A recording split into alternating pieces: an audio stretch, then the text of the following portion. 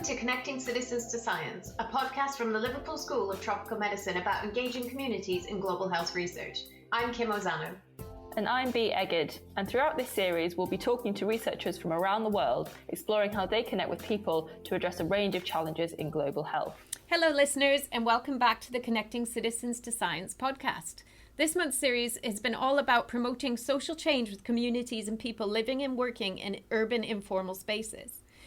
In this week's episode, we'll be discussing the intersections between research and activism, both used for social change. With our guests, we will be seeking to understand how lessons from activist approaches can be applied within research and vice versa. We will also explore how power, participation, and social justice fits within the wider research agenda when seeking to engage communities in informal settings. So we're set up for a very interesting discussion today. And to help us through the discussion is my co-host Robertson. Robertson, how are you today? Tell us how your day is going and a little bit about yourself. Oh, thank you very much, Kim. I'm joining this podcast from Homa Bay County. It's in the western side of Kenya. It's pretty warm and nice, but I'm based in Nairobi. So I'm really delighted to be part of this podcast. And yeah, great to join these excellent advocates and activists who span across the globe. From Kenya to India. So really looking forward to this very interesting conversation. So I manage the research portfolio at LVCT Health, which is a Kenyan non-government organization. And we're currently implementing community-based participatory research in informal settlements in Nairobi County. And we're using methods such as photo voice to work with marginalized people in communities to amplify their voice on matters that affect their health and their well-being. So looking forward to this very interesting podcast. Over to you, Kim. Thanks, Robertson. Good to see you again. So this episode's guests are Vinod and Kimani. So welcome. Vinod, tell us a bit about yourself and the work you do. Thank you, Kim. My name is Vinodkumar Rao. And I have been working with SPARK. SPARK stands for Society for Promotion of Area Resource Centers.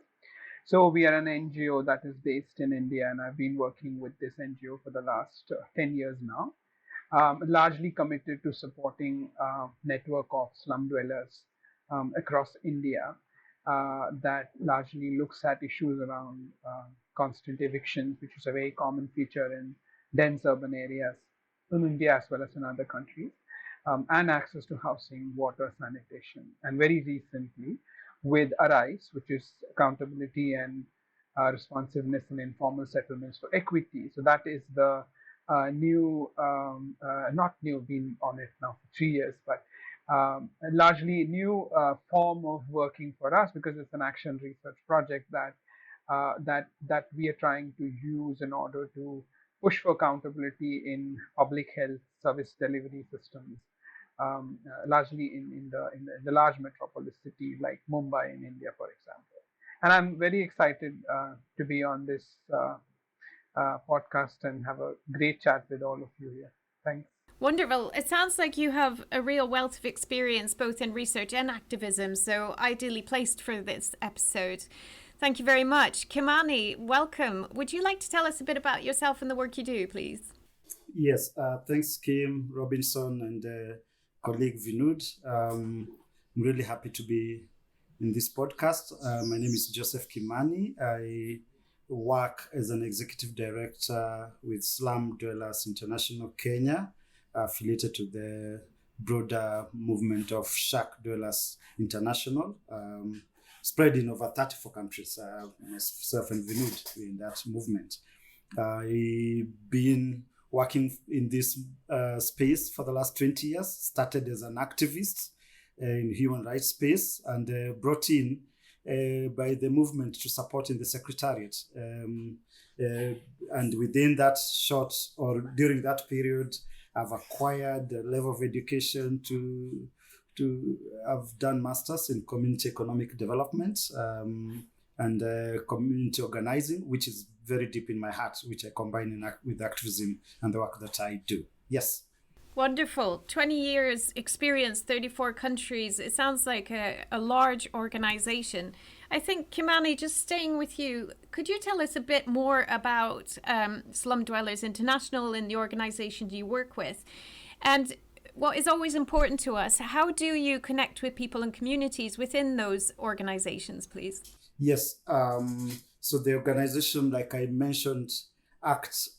So it's a movement of slum dwellers, which is basically constituted of community groups, and these community groups are lobby groups, they are social groups, self-help groups, community faith-based groups. So, Vinod, same question to you.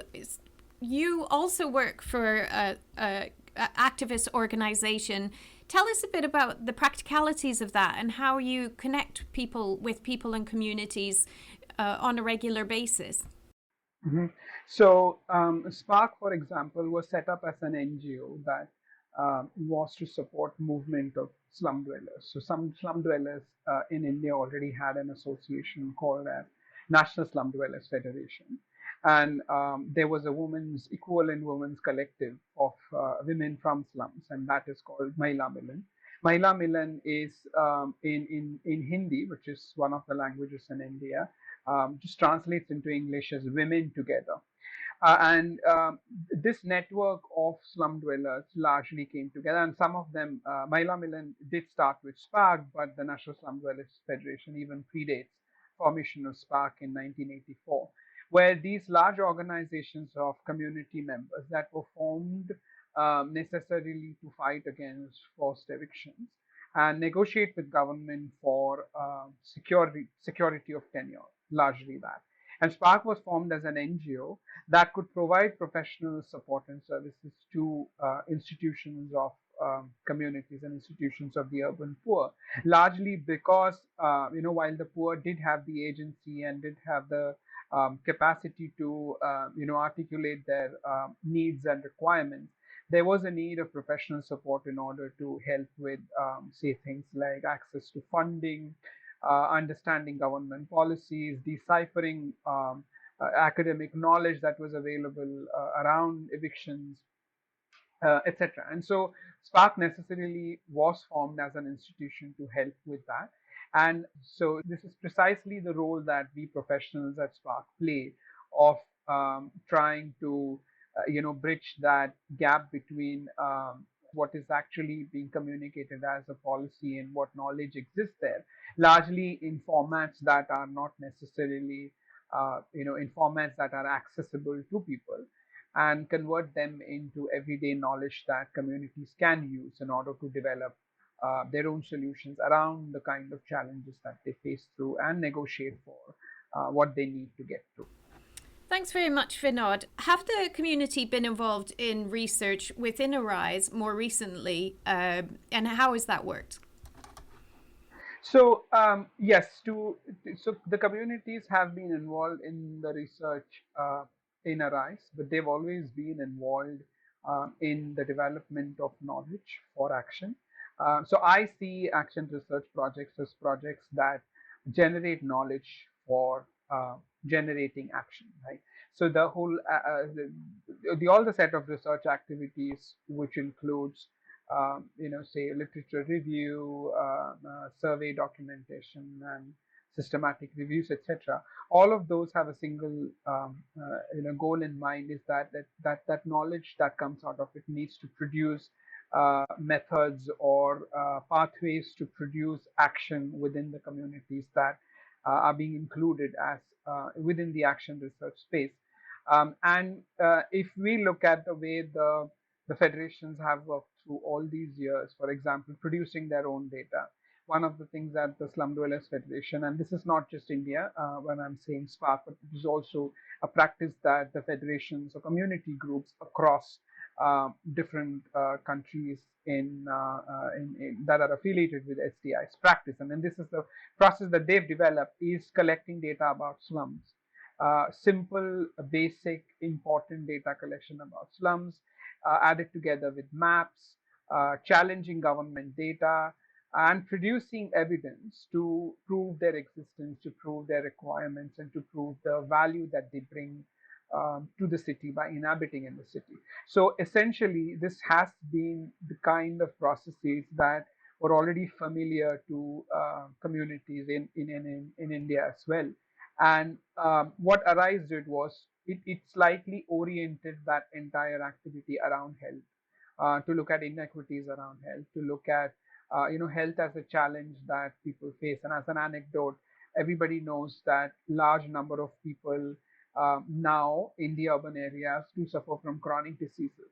And the effect of chronic diseases on multiple health issues that people face is becoming more and more evident. And it has become a public sort of an epidemic, and there are public investments that are looking at these. And this was something that was known to everybody. There was no data around it. There was no knowledge around how to tackle with that, etc. And Arise is helping to bring that knowledge and give it's like giving a subject and a language for the community federations to start building on and get access to things that are connected to health and improve health of people around them. Thanks very much. And Kimani, if you could also tell us how Slum Dwellers International on a regular basis connect with communities and how they have also taken part in research processes, that would be really useful. Yes, Kim, thanks. So the Slum Dwellers International movement mobilizes community using data. In fact, one of the cornerstone of the movement building is information. And one of the famous slogans that you'll get across a catchphrase all over the globe is information is power. So communities have realized the importance of using their own information to negotiate, So with information, and this has been interesting, that journey. First, the recognition by city authorities and private agencies and state agencies to appreciate and recognize the visibility of the informal settlements or the poor. So this has been done through negotiations using community data. And the tool that the federations have developed over time, of course, have evolved, but one of it has been first to show visually where they are located, and this is information collected by themselves. And when they do this, they realize they possess certain level of power, the power to go and talk about who they are and not to be represented by anyone in doing this. And I think this has a history on how development have been done in the past, and communities feeling shortchanged through that negotiations of development. So when they use their own information, they become, they position themselves. And in fact, what the federation usually says, we invite ourselves on the table to have that discussion happen while we are there. So they will hold the data in their hands and go to the meeting. And when people ask questions, they say, we have the answers because we know ourselves better. So that has been used. And what it does is that it converts a big movement, converts a critical group of community members to understand the issues more and articulate these issues in different forms, either by developing solutions or by asking for resources from the state. And these lessons are shared across, just growing the movement as it goes. When you hear Community X managed to get land because they shared their profiling data or enumeration, then another community is also triggered to do the same. And this spreads. Yeah. Wonderful. Thank you very much. Information is power. It's really interesting that, this whole series is about urban informal spaces. And the first step in that you kind of mentioned here is where are people and what do they believe and what do they want to get across, and having a position at the table to make decisions through that information and that knowledge, as both Vinod and Kimani have brought up, is really, really important. So I think we're already seeing the links between activism approaches and research, but Robertson, I will hand over to you to explore that a little bit more. Oh, thank you, Kim. And this is really impressive to hear the different opportunities for embedding activist approaches in research. It's really impressive to hear the work going on in both Kenya and in India. Maybe I can start with you, Vinod. What are some of the challenges you've experienced while embedding activist approaches in research? I think one of the biggest challenges, or one of the biggest differences, I would say, between activism and research is that research can be that way, very limited to a specific time period, right?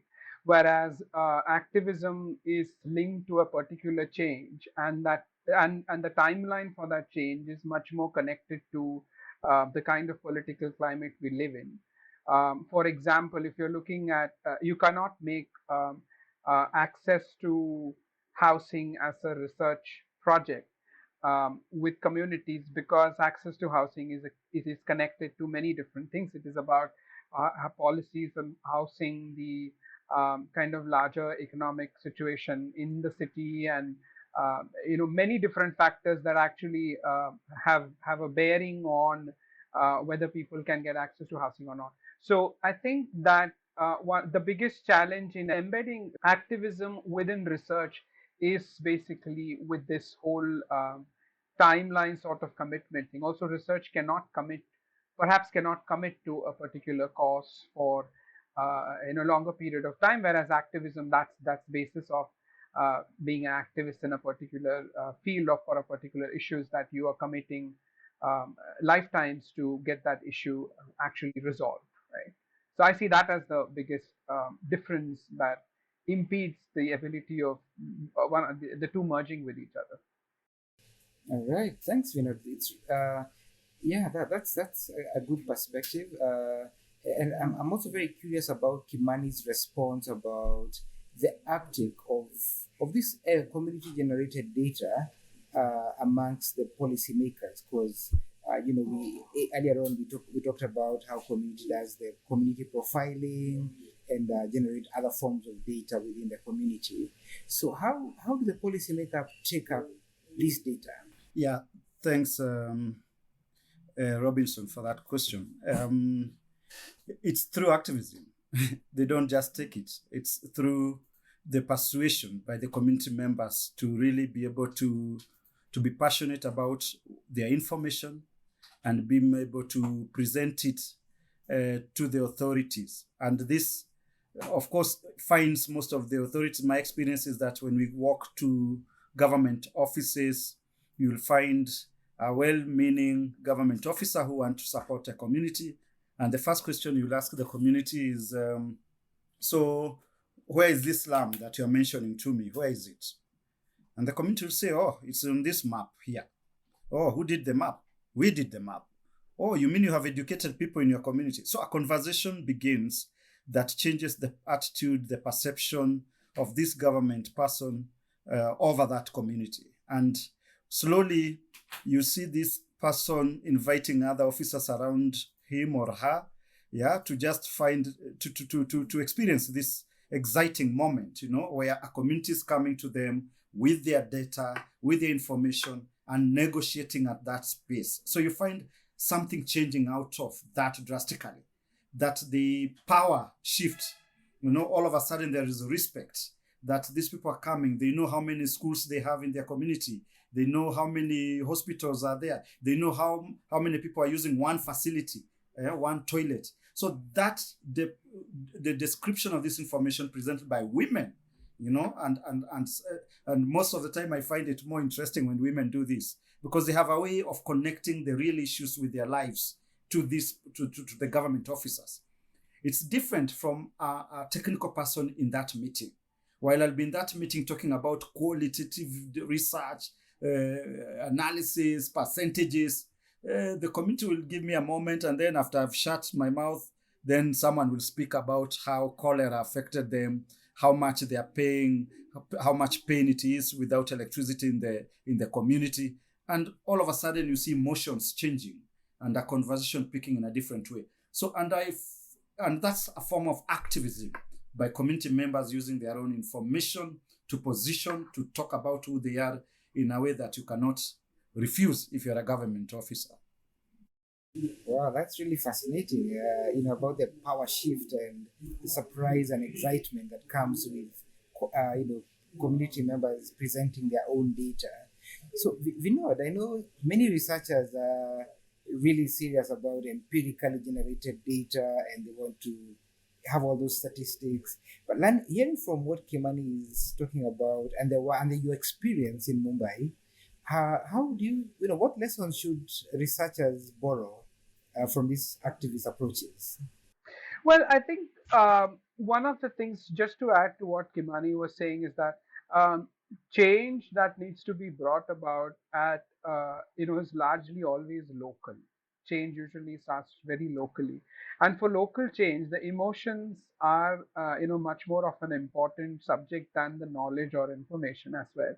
So when an officer sees uh, women articulating about an issue, or talking about an issue, and with great confidence, it is an emotional connection between the community members demanding or explaining something and the officer making a decision, versus when you look at large policy development. Large policy development could largely be pushed, or sorry, not pushed, but kind of driven by analytical data, and quantitative, and both quantitative and qualitative data. But for that to but when it comes to actual change on the ground, it is largely an emotional connection, and that's why I think that both research and activism have their roles to play in bringing about a change. And in the essence of using the data, it is very useful. Now, for example, there is data around, like I said, chronic diseases, right? A lot of people have chronic diseases. There is research around women engaged in unpaid care work, because of which their health actually takes a back seat, and their healthcare takes a back seat within the family. There is research around it. And when we speak to say the women federations and women from the communities about saying, research says this, and they all say that yes, that's absolutely true. We can relate to that. To some extent, they feel that we know what the issue is, and that's being communicated, so they acknowledge that. But they also feel that we've never looked at some of these issues in that manner, right? That you can actually quantify the amount of resources that a family drains because of say a health issue in the family, or that the woman is unable to get access to healthcare.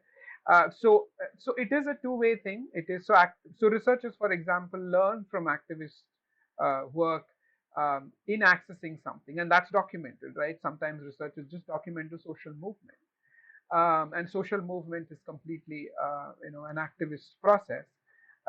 But the documentation of social movement helps in understanding the elements that a social movement needs in order to thrive, and somewhere else that is used as a knowledge to kind of support a social movement to go ahead, right? So I think there is that symbiotic relationship, and there is no definitive path of saying how we learn from each other and what we give each other. But the ground rule is that there has to be basic sort of equity in that relationship between research and activism. Not researchers and activists, but between research and activism, on what is the role that we are playing in a particular context. All right. And let me just follow the same thread of local knowledge. And there's the risk of local knowledge being shaped by dominant groups in the community. And how do you break through this dominance in the community as you're getting the local knowledge? I think that's very tough. It's a very tough thing really to achieve in the very first go. It does take time. Now, for example, if you look at community groups and community leaderships, they will largely come from people who are articulate, who are sort of dominant within their own community. And it's always convenient to associate with people like that, because then you can get your point through. It's like you convince them, and then you have the whole community convinced. But that does not necessarily mean that it is the voice of the entire community. So the problems there exist. But I think the value of community processes where you actually put the power in the hands of communities to make decision on uh, kind of makes those tensions lesser and lesser severe. Uh, if you're using community groups and the dominant groups within the community as your pathway to communicate a particular action, then you do stand the chance of them actually filtering out stuff. But when you let communities develop that process, they have their own ways of holding each other accountable. So even if there are dominant and less dominant groups, they've been coexisting, right?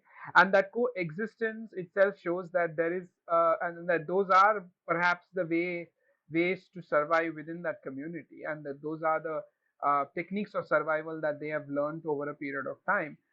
And that needs to be acknowledged to a large extent. And the decision making is left to the community.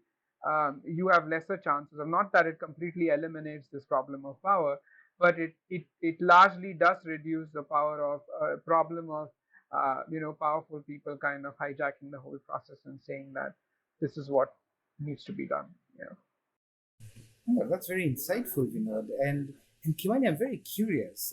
In the context where you work, the federations, who are the dominant groups in the local context, and how do you shape the local knowledge that you present to policymakers through research? Yes, they vary. I mean, the dominant groups will vary depending with the issues. When communities map who the actors are, who affects them, what issues is of concern, they will end up, for instance, in one instance, if it's about evictions and a threat to their tenure, a dominant characteristic there will be the speculators and the people who have the interest in that on that land. They could be amongst the community members, and this could be few, say, structure owners, sometimes, a lot of times, men, who have desires to accumulate more wealth against the majority who do not have the possession of either land or the property. If it's about health, they will also look at who the providers are of this health.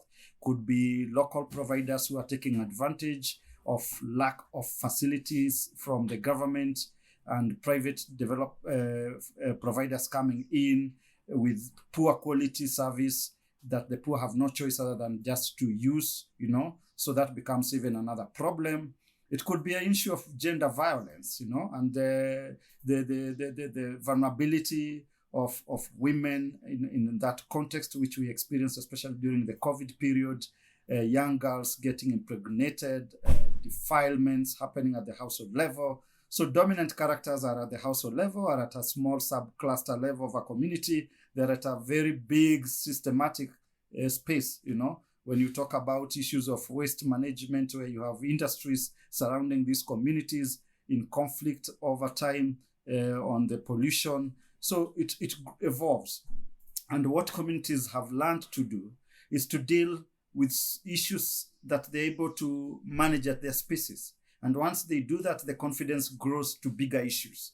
Rarely will you find a full energized community dealing with a monster in their area if they've never practiced to deal with either an issue of cleanup, an issue of collecting garbage at their settlement level. So these things will always change and vary depending with what communities are dealing with, or what some of the groups within the communities are dealing with. We are seeing a little more of social groups emerging as social justice groups. And this could be a group of just 20 members of a cluster of 8,000 families, and 20 committed, determined individuals coming together to say, we want to use our space and our collective to champion against injustices within our sector.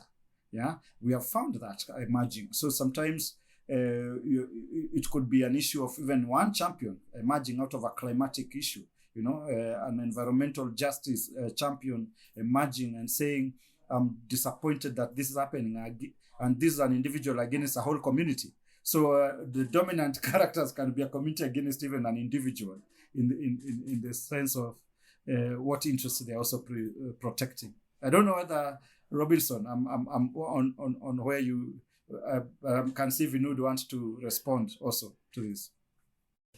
Absolutely. Carry on, Vinod. No, I just wanted to add that, on this question of power and saying, and this external viewpoint of saying who exerts more power on each other. And there's a very good example from that Sparks founder, Sheila Patel, always says that. So when she started working with women from the pavements are those on the side of the road for people to walk on.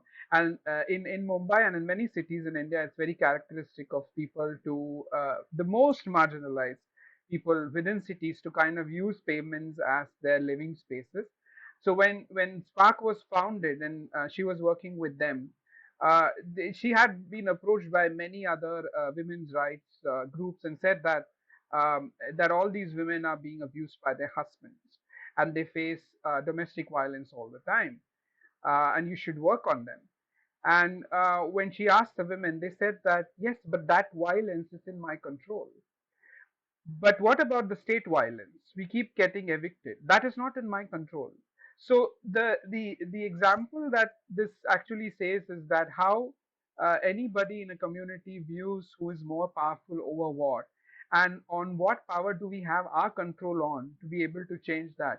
It's a very internal process, and externally we often make sorts of assessments and think that this is what it should be, but that's not necessarily true. And that's why I was saying that you always have to let community processes to evolve, and these are not processes that are devoid of risks. They are full of risks, and the ability of activism to allow those risks, to take those risks, to face those risks and invest into it and commit to it is what makes sometimes that different from a research, which I think with a lot of different processes does is largely risk averse.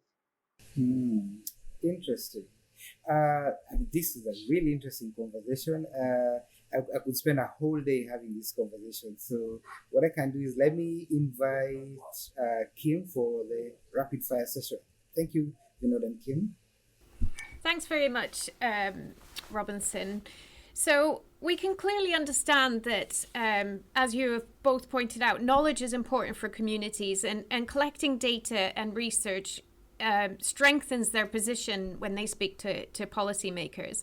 We've also learned that emotions are central to this, and the community are very good at putting emotions together with research to put forward a case. So research and activism seems like a very natural pair, but we've also heard that some of the challenges. So research is time limited, and activism, goes on for many years. We've heard Kimani involved for 20 years, and since the 1980s, Spark has been moving forward. So my question to you both is, what advice would you give for organizations that have an activist movement approach when they're working with researchers? And what can researchers do to better work with activist organizations so that they connect in a way that is useful for communities? Kimani, let's start with you. So, quite an interesting question. What can activists do to work with researchers or even vice versa? And I think the most important thing here is to allow communities to be at the center of any research as much as possible. Let communities be the drivers of the research. It's there. If the information is intended to come from themselves, let them have a bigger share of driving the process. That way, the conversion to activism happens in a very organic way. The other side of the communities also, they need also to help researchers construct and design tools that will be able to enable them advance their issues to the next level, so that the research itself is not separated, from what the communities are doing and living. Thanks very much. Vinod, anything to add? Yes, I think both research and activism, as I said, have their own roles to play. And first, bringing in equity between them is important. And that they feed into each other. It's a symbiotic relationship. Activism benefits from the knowledge that research brings, and research definitely benefits from the natural morphology of how change happens in the society through activism.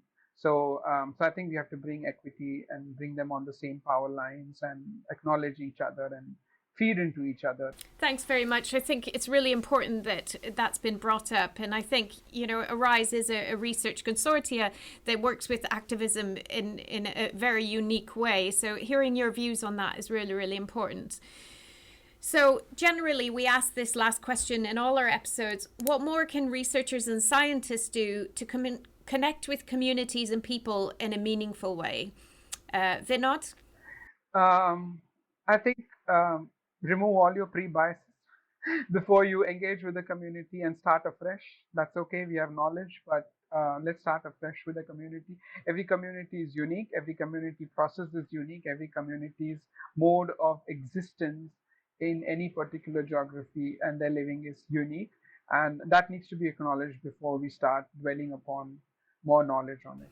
Thank you very much. Kimani?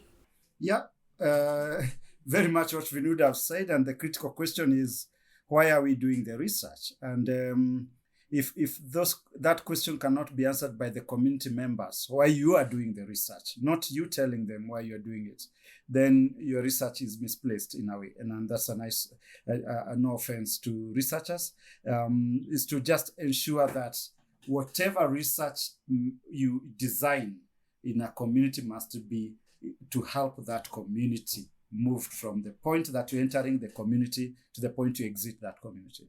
Thank you very much. I think that's a wonderful space to end the episode. So to say thank you very much for taking part and giving researchers and scientists some insight into working with activism and activist organizations. This has been really valuable. Thank you once again. And thank you, listeners, for joining us. As usual, look in the blurb to see any links from Vinod and Kimani where they will share some of their research and you can read a bit more about them. Thank you, everyone. See you next time. Bye. Thanks. Bye. Bye.